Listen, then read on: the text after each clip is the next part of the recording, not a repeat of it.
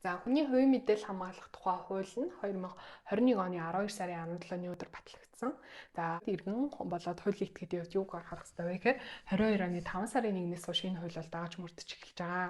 За хүний хувийн мэдээлэл гэдэг бол цоошин ойлголт мэт боловч өмнө нь ч гэсэндээ бид нар хүний хувийн нууцыг одоо хамгаалах хэрэгтэй гэдэг тусгайсан хуультай бол байсан.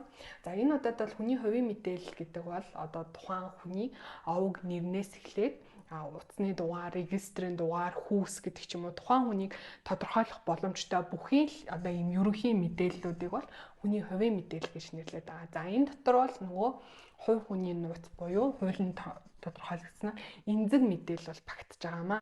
Загтал харилцааны нууц мэдээлэл, төрөнгийн мэдээлэл, за шишин шүтлэг, ихтгэл үнэмшлийн талаарх мэдээлэл, бэлгийн чиг баримжаа, захин гар үсгийн тухайлаар тодорхойлогдсон тойон гарын үсгийн хувийн дэлгүүр ч юм уу идэх задруулал тухайн хүнд одоо хохирол учруулж дуусахгүй нууц мэдээллүүдийг бол эмзэг мэдээлэл гэж ойлгоно. Ямар нэгэн байдлаар компани хуулийн этгээд технологийн тусламжтайгаар ч бай, ямар нэгэн цаасаарч бай цуглуулж байгаа бол танаас урьдчилж зөвшөөрөл авах ёстой.